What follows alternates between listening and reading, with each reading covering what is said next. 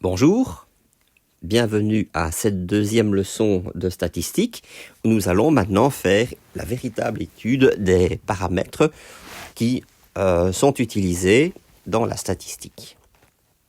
Bien, pour pouvoir ce faire, on va partir d'un exemple qui se trouve à la deuxième page du chapitre de statistique qui se trouve dans votre syllabus. Vous avez un tableau qu'on appelle tableau statistique d'une distribution observée qui se trouve dans le bas et vous voyez écrit comme première ligne 7, 1, 5, 12, 3, etc., etc. avec comme dernière valeur la valeur numéro 3, c'est-à-dire à la fin de la quatrième ligne. Alors, la statistique étudie ce qu'on appelle les valeurs qui se trouvent dans un tableau brut de données. C'est ce qu'on a à notre disposition.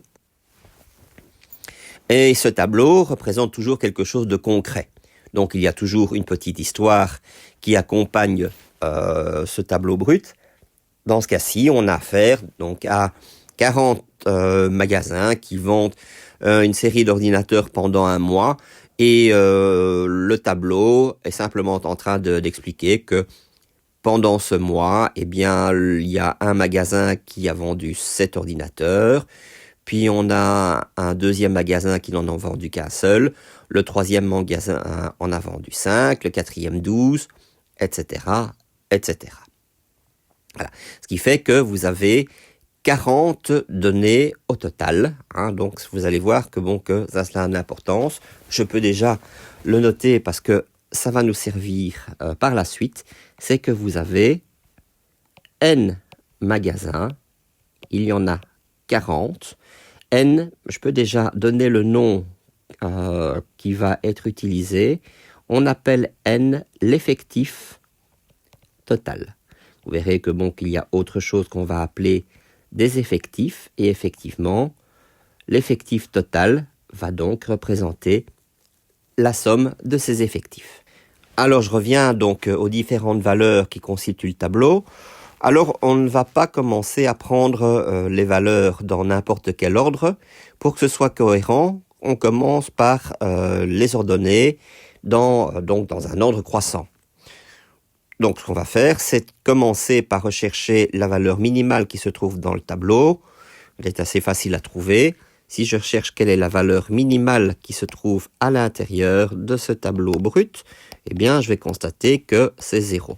On a le 0 là qui est donc sur la troisième ligne et la cinquième colonne. Et d'autre part, vous avez également la valeur maximale. Si je la recherche dans le tableau, je vais constater que c'est la valeur 12 qui se trouve donc sur la première ligne, c'est la quatrième valeur en question. Ça va nous aider pour pouvoir donner un numéro à chacune des valeurs. Comment est-ce qu'on fait ça ? On sait déjà que plutôt que de noter x-min est égal à 0, bien que cela intervient par la suite, x-min est en réalité donc la première valeur qui vaut donc 0 et x-max c'est la dernière valeur, c'est xn. Et xn, on sait ce qu'il vaut. En ce qui concerne la numérotation, on sait qu'il y a 40 valeurs au total. Cette 40e valeur, elle vaut donc 12. Et puis il y a toutes les valeurs qui se trouvent entre la valeur 0 et la valeur 12. Si je cherche la valeur numéro 2, comme il n'y a qu'un seul 0 dans le tableau, la valeur numéro 2, ce sera 1. Je vais constater qu'il y a encore un autre 1 un peu plus loin. Voilà. Et puis il y a encore un autre 1 encore plus loin. En fait, j'ai constaté que dans mon tableau, il y a 3 1. Et ainsi de suite. Je vais pouvoir continuer à faire x5, x6, etc. Mais c'est un peu longuet de travailler sous cette forme-là. On va changer de méthode. Donc, avant de commencer à mettre un numéro au niveau des valeurs, je vais, au contraire, essayer de toutes les ordonner pour commencer et ensuite lui donner un numéro. Pour faire ça, je vais commencer par mettre toutes les valeurs que je retrouve dans ce tableau. qui vont donc de 0 jusqu'à 12. Donc j'écris tout simplement 0, 1, 2, 3, 4, etc.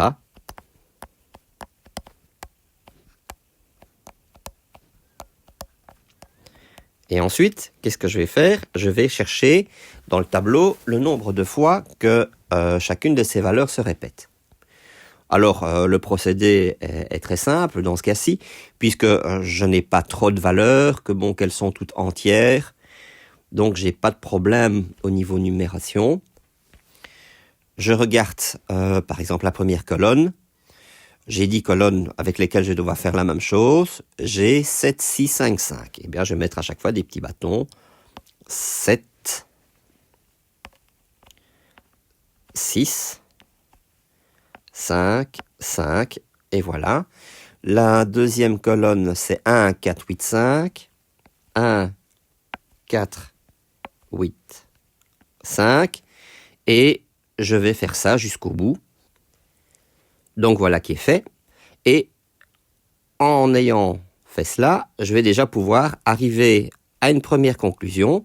C'est que je constate qu'il y a certaines valeurs qui ne se retrouvent pas dans le tableau. Donc je vois que je n'ai pas de 9 à ma disposition et je n'ai pas de 11 non plus.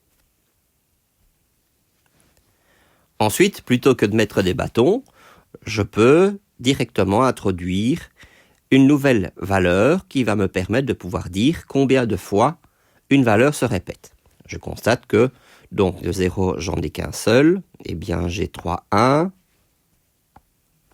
J'ai 3, 2. Des 3, j'en ai 5. Des 4, j'en ai 5. Etc., etc. 7, 5.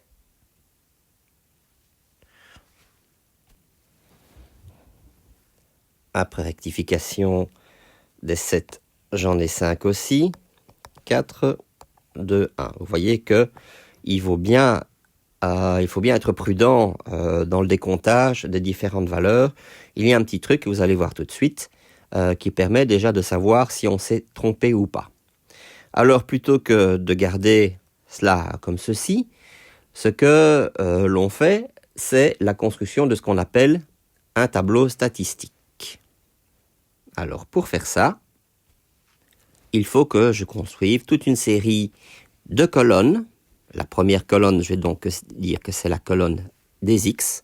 On va dire que c'est la colonne des modalités. Et je vais donc réécrire toutes les valeurs que j'avais à ma disposition, comme ceci. Et je vais mettre une autre colonne à côté qui va m'indiquer le nombre de fois que chacune des valeurs se répète. Je vais donner une lettre à cette colonne. Ça ne va pas être la colonne des X, ça va être la colonne des N. Voilà qui est fait. J'ai construit la colonne des effectifs. Donc, la modalité 2 a comme effectif 3, c'est tout simplement que la valeur 2 se retrouve 3 fois dans le tableau. Et par exemple, la valeur 8 se retrouve 4 fois dans le tableau. Alors ici, je peux également mettre une numérotation. Mais au lieu d'utiliser l'indice I, puisque je l'ai déjà utilisé pour l'ensemble de mon tableau brut, je vais utiliser une autre lettre. La lettre que je choisis, c'est la lettre juste après I, c'est la lettre J. Donc je vais simplement dire que la valeur 0 dans ma nouvelle numérotation ici, eh bien, c'est bien la valeur 1, mais la valeur numéro 2, c'est bien 1, c'était déjà le cas avec l'indice I.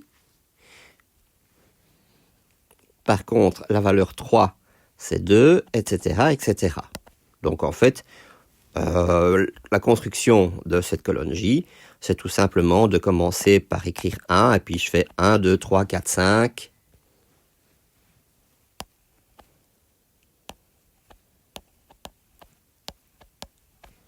Et voilà qui est fait. Ce dernier numéro, je vais aussi lui donner une valeur, je vais la noter K. Dans certains ouvrages, vous verrez que certains l'appellent P pour une raison qui est assez obscure. Moi, j'aime bien utiliser la lettre K parce que quand on approfondit les statistiques, on constate qu'après, on va travailler avec ce qu'on appelle des classes qui correspondent bien donc au même son que cette lettre K. Donc voilà notre point de départ. Nous avons commencé à faire notre premier tableau. Alors, pour pouvoir le compléter, n'oublions pas de mettre l'indice J comme ceci. Ça veut dire que, par exemple, pour la valeur, je vais dire vraiment, je vais choisir un pouf, je me demande ce qui se passe au niveau de la valeur numéro 5. Donc, la valeur numéro 5, je regarde laquelle est en question. Je regarde, c'est donc celle-ci. Donc, la valeur numéro 5, elle vaut donc 4. Et l'effectif correspondant, c'est 5. Donc, je sais que la modalité numéro 5, c'est 4. Et son effectif correspondant, c'est 5. C'est-à-dire que la valeur 4 se répète 5 fois. Alors, que se passe-t-il lorsque je décide de faire la somme des effectifs? Eh bien, en fait, c'est assez évident. Lorsqu'on fait la somme des effectifs, je dois fatalement obtenir toutes les valeurs. Je vais obtenir 40, c'est-à-dire l'effectif total. Ce que je vais pouvoir écrire de cette façon-ci, c'est que lorsque je fais la somme des effectifs, alors je joue avec le symbole J, parce que utiliser l'indice I n'irait pas, puisque j'ai décidé que lorsque j'utilise l'indice I, j'utilise la totalité du tableau, et là il n'y a pas d'effectif. J'ai alors à ce moment-là J, qui est une variable, qui varie de 1 jusque la valeur K. La valeur K, je sais ce qu'elle vaut 11. Eh bien, quand je fais la somme des effectifs, j'obtiens l'effectif total. Notez que dans certains ouvrages, vous allez pouvoir trouver, comme l'effectif total, un N majuscule. Dans ce cas-ci, on va dire que ça n'a pas beaucoup d'importance. Voilà donc une première formule en statistique qu'il va falloir connaître, et sans connaître les mathématiques, simplement en français, dire que la somme des effectifs donne l'effectif total, ça a tout à fait un sens. Alors reprenons donc le vocabulaire. Les NJ, ce sont ce qu'on appelle donc les effectifs. Alors notez que les effectifs portent aussi un autre nom. On les appelle aussi les fréquences absolues.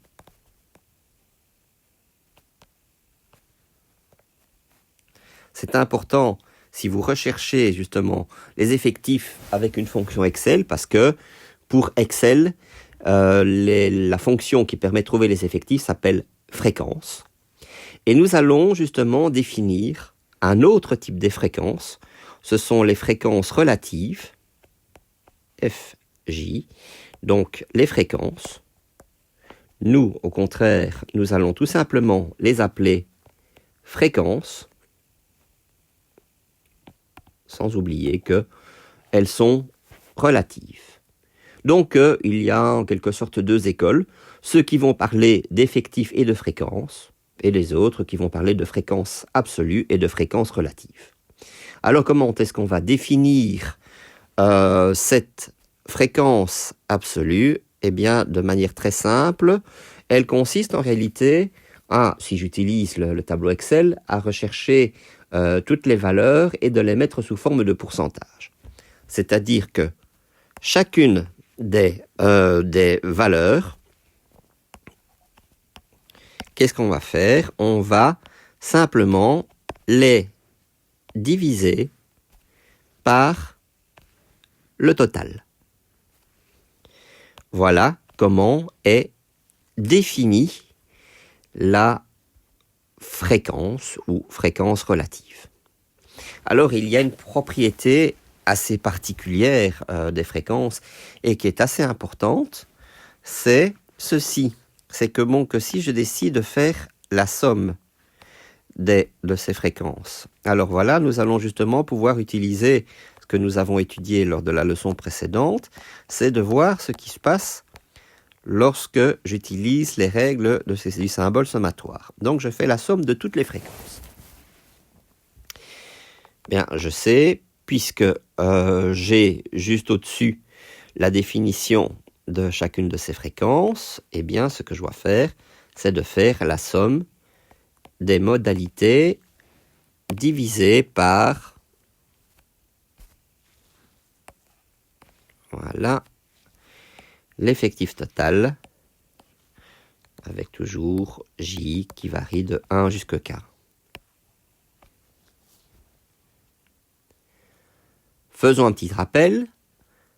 Nous savons que si nous faisons la somme d'une constante fois une variable, eh bien, cette variable va rester à l'intérieur du symbole sommatoire. Par contre, la constante, je peux la sortir si je le veux.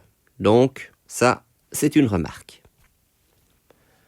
La constante, c'est l'effectif total, donc je ne suis pas obligé de le laisser à l'intérieur du symbole sommatoire, je peux le sortir. Donc du coup, à l'intérieur du symbole sommatoire, il ne reste plus que la variable nj ou gj qui varie toujours de 1 jusqu'à k.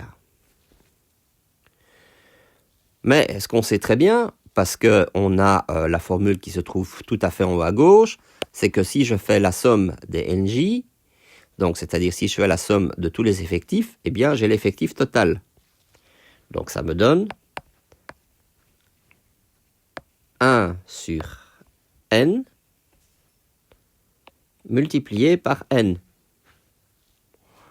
Ben, ça me donne 1. Voilà, j'ai obtenu l'autre formule importante, c'est de savoir que si je fais la somme de toutes les fréquences, je suis obligé d'obtenir 1. Voilà ce que nous avons donc en résumé. Regardons un petit peu ce qui se passe au niveau de notre tableau statistique. C'est assez facile à faire. Je vais construire donc une nouvelle colonne, F, J, dans laquelle je vais mettre toutes les valeurs des effectifs. Voilà qui est fait. Et toutes ces valeurs, tous ces effectifs, pour obtenir la fréquence, eh bien, je dois toutes les diviser par l'effectif total. Et voilà. Effectivement, maintenant, si je fais la somme, eh bien, je vais obtenir 40 divisé par 40. Je vais obtenir la valeur 1. Toutes les valeurs qui ont été trouvées, enfin, toutes les divisions, je devrais dire, eh bien, chaque résultat, on peut effectivement les écrire sous le bon format plutôt que de les laisser sous forme de 1/40e. C'est pour ça que l'outil Excel reste quand même intéressant plutôt que de devoir utiliser tout cela à la main.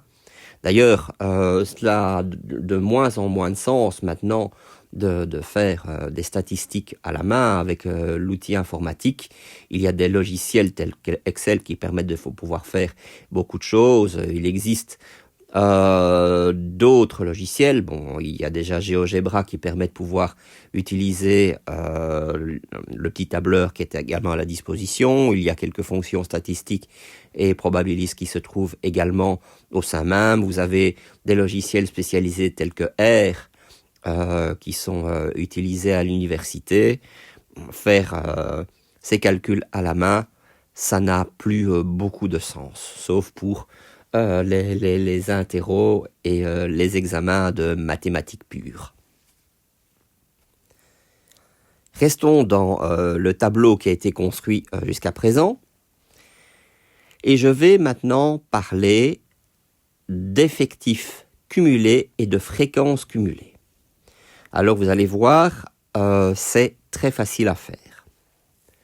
Je prends la notation de l'effectif. Les effectifs, c'est les NJ, donc je vais écrire la même chose, mais cette fois-ci avec une majuscule. Donc, je vais rechercher les NJ. Comment je vais faire ça? Eh bien, la toute première valeur, grand NJ, c'est la même que petit NJ. Là, ça ne change rien. Et pour trouver les valeurs qui suivent, je vais simplement, à chaque fois, rajouter l'effectif qui se trouve donc dans la ligne suivante. Donc, j'ai ici un 3. Eh bien, je vais rajouter cette valeur 3 à 1. Donc 1 plus 3, ça me donne 4. Et puis j'ai ce 3-ci que je rajoute. Alors 4 plus 3, ça me donne 7. Je vais rajouter 5. Ça me fait 12. Je rajoute 5, etc., etc. Qu'est-ce que je constate? La valeur qui se trouve ici, c'est la même valeur que je trouve là. Le dernier effectif cumulé est en fait l'effectif total. C'est tout ce dont nous aurons besoin d'utiliser au niveau formule pour ce qui est des effectifs cumulés. Et vous voyez, c'est pour ça que je préfère utiliser la notation du n minuscule plutôt que d'utiliser un n majuscule comme ceci, parce que vous voyez que ça peut causer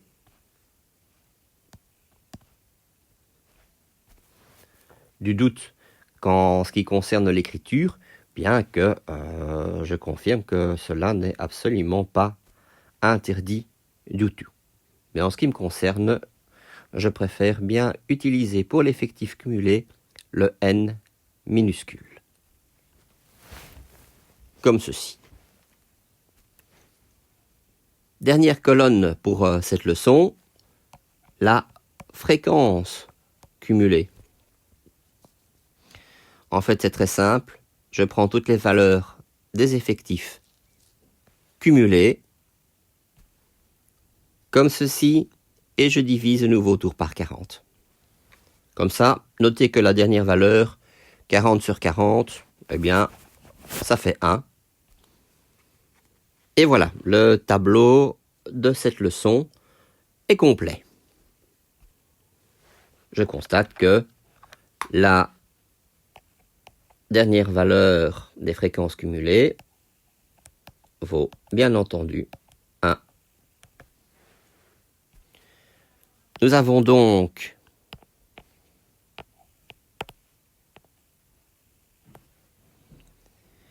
les effectifs cumulés.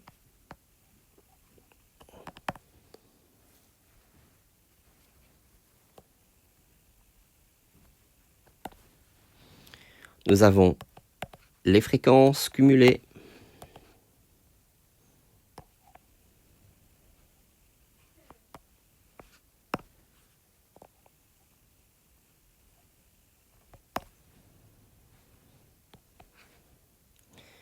Nous savons que le dernier effectif cumulé vaut l'effectif total. Et nous savons que le dernier fréquence cumulée vaut toujours 1. Voilà. Alors je reviens ici à mon tableau, parce qu'il y a quelque chose maintenant que je voudrais réaliser en plus. C'est un premier graphique, un graphique qui est en fait très simple à faire et qui ne se base en réalité que sur les données que nous avons au départ. Donc, c'est-à-dire les colonnes des modalités et des effectifs. C'est-à-dire ces deux colonnes-ci. Je vais donc créer un système d'axes comme ceci, c'est le système d'axes habituel. Nous allons avoir l'axe des X. Soyons même un peu plus précis. L'axe des X, J, et on n'est pas en train de comparer X à Y, mais X à N, donc pour ce qui est de l'axe vertical, l'axe des ordonnées, nous avons donc l'axe des N, J.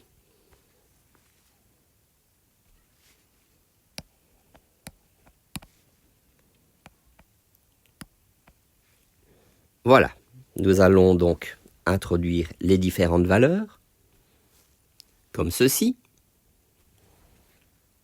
Ensuite, je pourrais passer les points.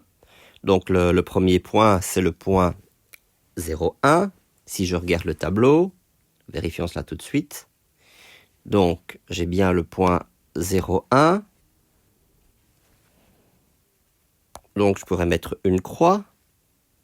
Mais en statistique, autant que je le fasse tout de suite, ce n'est pas une croix que l'on dessine, mais plutôt ce qu'on appelle un bâton, comme ceci. Voilà.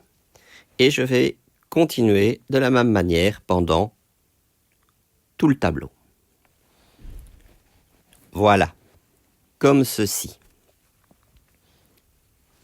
Dans le jargon des statistiques, on appelle ça un diagramme en bâton. Et de grâce, pas un histogramme. L'histogramme, c'est encore autre chose. C'est vrai que ça ressemble beaucoup. Quand on utilise Excel et qu'on veut faire un diagramme en bâton, eh bien, on est obligé de choisir un histogramme. Mais l'histogramme, en réalité, c'est pour les distributions groupées et pas pour les distributions observées. Alors, une fois que qu'on a fait ce type de tableau, ce qu'on aime souvent faire également, c'est de mettre les valeurs des effectifs au-dessous des bâtons. Donc, au-dessus des bâtons, comme ceci. 1, 3, 3, 5, 5, 7. Ça permet de voir les différentes valeurs de façon plus apparente. Les zéros, on ne va pas les noter. Comme ceci. Vous voyez, dans notre exemple, ça n'a pas beaucoup d'importance. Pourquoi? Parce que ce sont des valeurs entières et que si le dessin n'est pas trop mal fait, eh bien, on peut directement trouver la correspondance sur l'axe des ordonnées. Mais par contre, si on a affaire à des nombres réels avec plein de chiffres derrière les virgules, eh bien, alors à ce moment-là, on n'est pas du tout certain d'avoir la bonne valeur, rien que en ayant un aspect purement visuel. C'est pour ça qu'il vaut toujours mieux, pour être certain, de mettre ces valeurs au-dessus des bâtons, ce que Excel appelle des étiquettes de données et qui ont à ce moment-là beaucoup d'intérêt.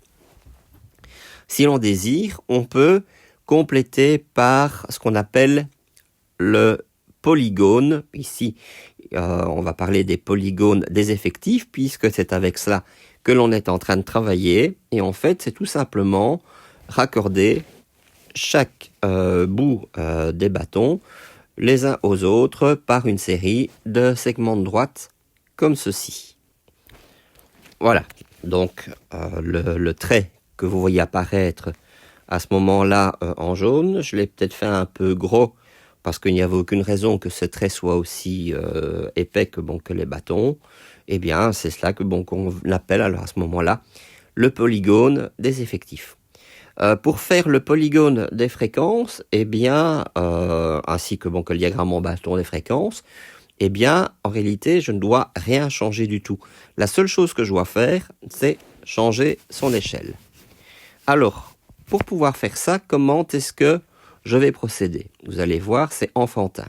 La première chose, le NJ, je le remplace par FJ. J'enlève le N et je le remplace simplement par un F. comme ça. Et donc toutes les valeurs qui se trouvent sur leurs données, eh bien, je dois toutes les diviser par 40, comme ceci. Et voilà, le tour est joué. Vous voyez que bon, qu'on a en réalité affaire exactement au même graphique. La seule chose qui a changé, c'est simplement l'échelle. Donc vous voyez que bon, que passer du diagramme en bâton des effectifs ou bien de celui des fréquences, eh bien en réalité c'est exactement le même. D'ailleurs, si vous le faites avec Excel, vous verrez que comme Excel adapte les différentes échelles, si vous essayez de faire le diagramme en bâton des effectifs et le diagramme en bâton des fréquences, eh bien Excel ne va pas se casser la tête, il va faire exactement le même. Ce qui termine la leçon.